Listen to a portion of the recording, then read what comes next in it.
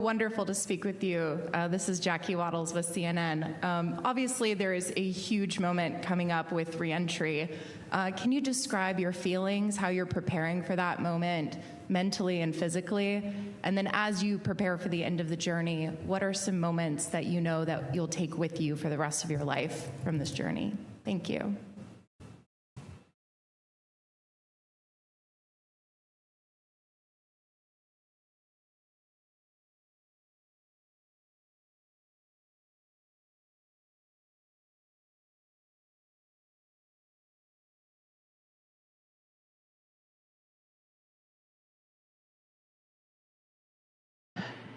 You know, it started off sounding like an easy question for me to answer, and then it got really big. But I guess the entry thing, I'll be honest and say I've actually been thinking about entry since April 3rd, 2023, when we got assigned to this mission. And one of the first press conferences we were asked, what are we looking forward to? And I said splashdown, and it's kind of humorous, but it's literal as well, that we have to get back. There's so much data that you've seen already, but all the good stuff is coming back with us. There's so many more pictures, so many more stories. And gosh, I haven't even begun to process what we've been through. We've still got 2 more days. And riding a fireball through the atmosphere is profound as well. So I have to answer that question later. I'm not sure, but I can tell you it's a lot. And lifelong memories. I'm going to be thinking about and talking about all of these things for the rest of my life, for sure. All right, we'll head over to our phone bridge. Our first question there is from Kelly Malone with Canadian Press. Go ahead. Hi, this is Kelly Malone with the Canadian Press. There's a lot of excitement about scientific advancements as a result of the mission. You just spoke about the data, and I know you've spoken about training on robotics in Montreal. What are the takeaways from these missions so far that might be applied to robotics or other international tech efforts in the future? And just a quick personal note for Jeremy. I'm told you got a surprise message from your family. Can you share what it was like to hear from them?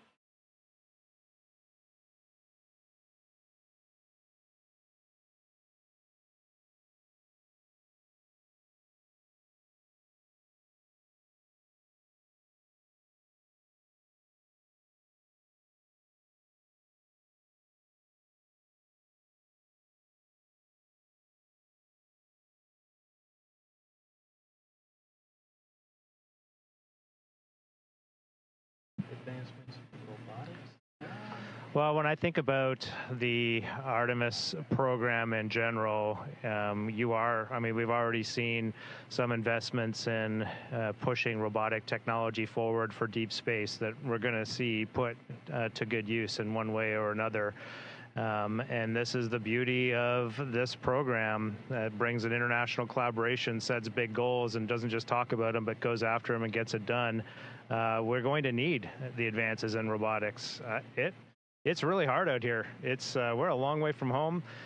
We've been learning the entire journey. We've been watching Mission Control learn. You do a lot of testing on the ground, but your final test is when you get this hardware to space, and it's a doozy. And our team has just performed. They've just knocked it out of the park, but it doesn't mean it might look easy from the outside. We can tell they are working so hard on the ground to do this, and we really appreciate them. And so when we get, these next generation robotics on the surface of the moon and out in deep space, there's going to be some challenges. There's going to be some failures along the way, and there's going to be some learning that happens.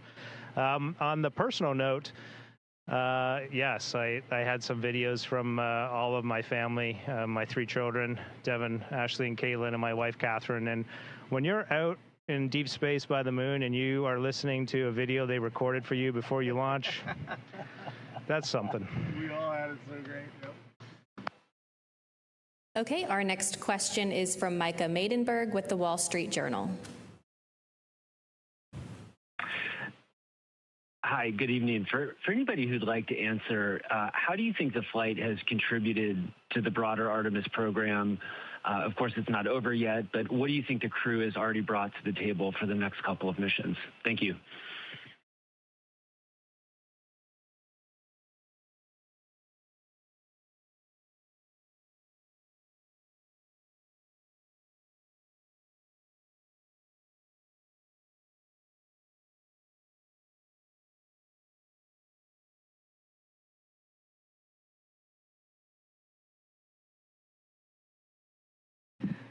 Well, I love this question because part of our ethos as a crew and our values from the very beginning were that this is a relay race. In fact, we have batons that we bought to symbolize physically that. We plan to hand them to the next crew, and every single thing that we do is with them in mind. Oftentimes, it's actually easier in human spaceflight, especially on a first mission, to accept some of the things that aren't working quite right or the operational workarounds. And we have actually been diligent to try to fix everything, and we're always thinking from the perspective as what is the next crew going to think about this? How will this help them to succeed? So manual piloting the vehicle, making sure that the procedures and the processes for making everything work are all as they should be. Then there's the human side of it. How are our provisions? How are our food? How is the human system working in here? Taking the time to do all of the developmental flight test objectives that have been scheduled. So both in the vehicle and all in the last 3 years, we've really just worked to make sure that they are set up for success, and that's all of the teams, not just the crew, but the flight control teams, the mission engineering rooms, the launch teams, everyone. Hopefully, we've done our best to bring folks together and to make sure that we can be the best they can be. Obviously, just testing, putting humans in this vehicle is the easy thing to see, and we hope that we've capitalized on that and made it as much as it can be for our time here. Our next question is from Alex Wilson with the Weather Channel. Hi, guys. Thank you so much for your time. You're space experts, yet time and time again, we've heard you amazed by things that you've seen on this mission. So what has been the biggest scientific surprise or discovery for you?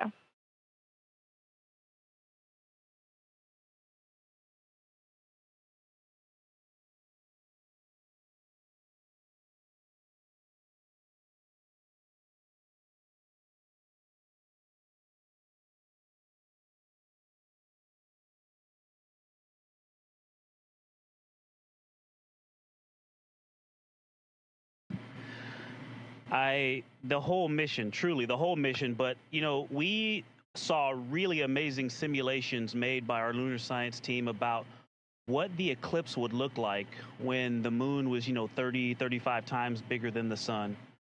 But seeing that,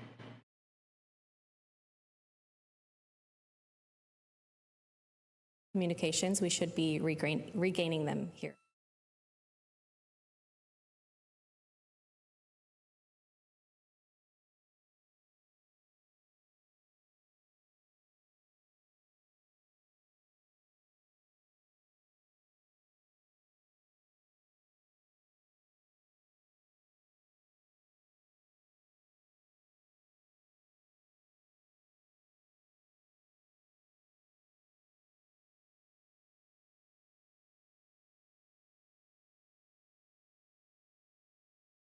We lost your video and handheld mic audio stream. We are troubleshooting.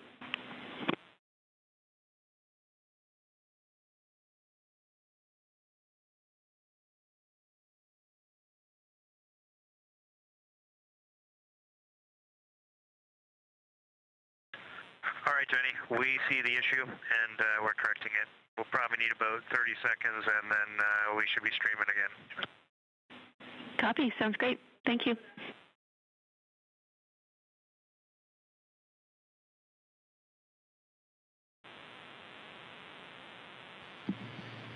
okay, comm check.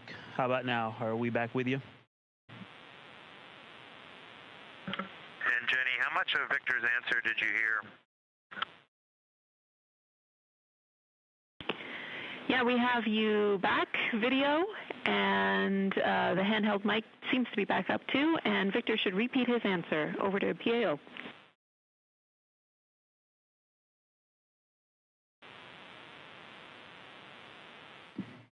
Okay,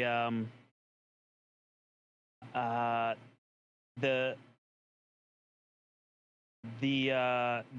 thing that we saw that really surprised me the most is we trained to view the eclipse from the far side of the moon, or after going beyond the far side of the moon. We saw great simulations made by our lunar science team, but when that actually happened, it just blew us all away. I mean, you heard the reaction real time, but it was the fact that we trained for it And it almost was a thing that we were, I don't want to say unhappy about, but launching on April 1st meant the far side wasn't as illuminated as we were hoping.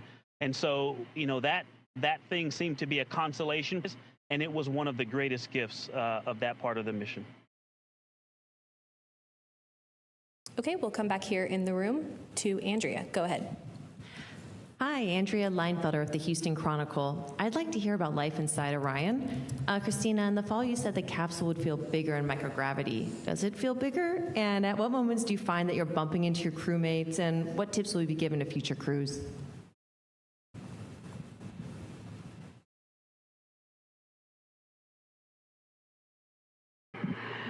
Wow, we have loved living in Orion. And in fact, we've all said that sometimes you can forget where you really are because we're in this small space that just gives us everything we need. But the answer to your question is yes, it is bigger in microgravity.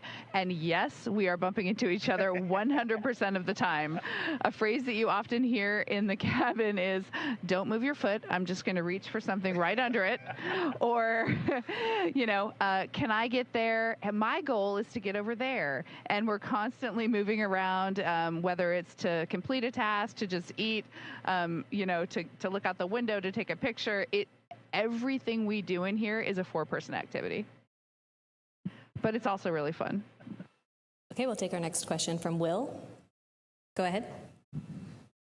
Thank you, Will Robinson Smith with Spaceflight Now. It's good to talk with you all. Victor, I want to go to a comment that you made a couple of hours into the lunar observations. You said, and I quote you here, "The Terminator is calling to me." What was it about the observation of the Terminator specifically that was so captivating for you and the rest of your crew? Thank you.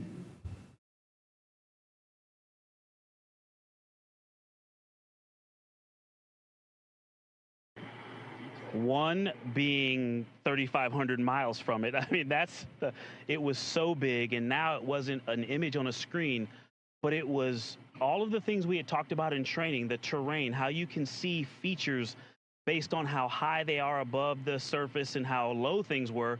And there were holes that, craters that appeared to just be endless bottomless pits, and then peaks that seemed to be, I couldn't tell how high, but you could just really get a sense of the relief down on the surface.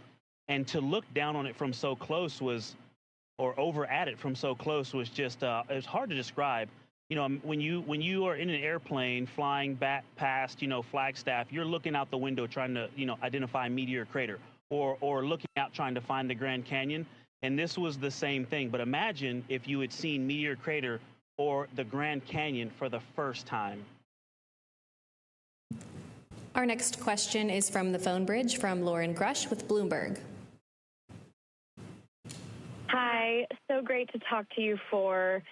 The world has been watching along with your journey with such enthusiasm and joy. Do you have any sense or feedback of how your mission has reached the masses back on Earth?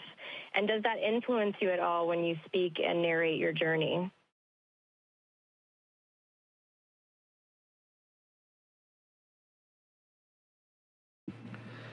Thank you for this question. We have had, I'm going to answer it a little bit differently than it was asked, but I'll get there in a second. But we have had a chance, the four of us, we've had 2 opportunities each to have very brief video chats with our families. And I will tell you, first of all, the 4 of us are now forged in a friendship that is very unique, and we will cherish this bond that we share for the rest of our lives. And then one of the neatest things being a crewmate on this spacecraft is not being in the family conference, but hearing your crewmates giggling and crying and just gasping and listening and loving their families from afar. Family is so important to all 4 of us, and that has been amazing. And when I got to talk to my daughters, Ellie and Katie, for the first time, I just couldn't even speak. I was just so overjoyed. I was crying. I mean, it is an amazing experience. But what also came from that is really our source of news on planet Earth. And those family members have been our source of how the mission is going from the public perspective. Obviously, they're all biased. Although most of our kids are teenagers, so maybe they're not quite that biased, but they're biased. But what we had really hoped and we said it a lot before. I mean, we really are here to serve NASA, to serve our two nations, Canadian Space Agency, NASA, and the international community, and we're here to serve for Artemis III. But what we really hoped in our soul is that we could, for just a moment, have the world pause and remember that this is a beautiful planet in a very special place in our universe, and we should all cherish what we have been gifted. And I think for the folks that decided to tune in, and it sounds like it was quite a few, this has happened, and for that we are eternally grateful. Our next question is from Noah Haggerty with the Los Angeles Times. Hey, great to hear from you all. You had 40 minutes of a pretty profound solitude. You were, farther from Earth than any humans before you. No means to communicate with Earth. It was really just the four of you, the spacecraft, and the moon. Can you talk us through what that moment felt like?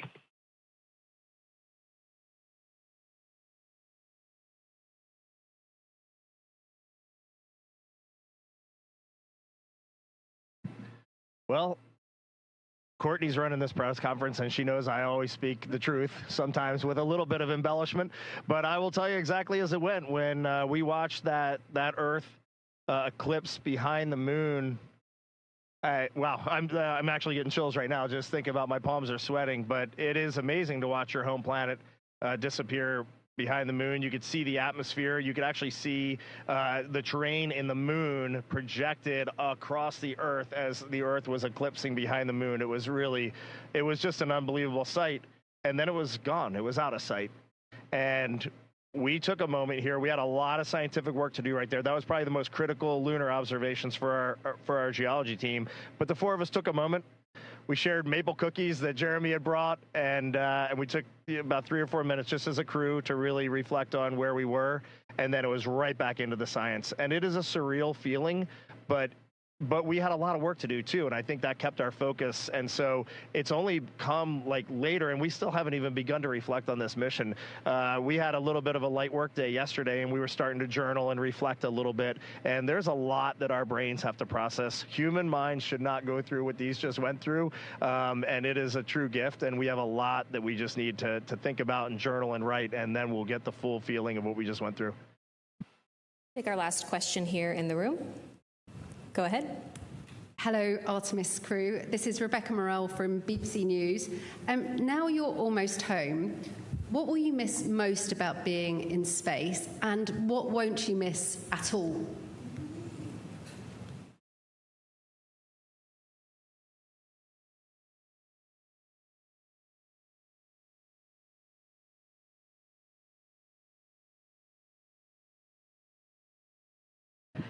Well, first of all, thank you for that question. I will miss this camaraderie. I will miss being this close with this many people and having a common purpose, a common mission, getting to work on it hard every day across hundreds of thousands of miles with a team on the ground. This sense of teamwork is something that you don't usually get as an adult. I mean, we are close brothers and sisters. 100%. And that is a privilege we will never have again. I have to say, I don't think there's anything I would say I won't miss or that I'm just ready to be over, because this whole thing is a package.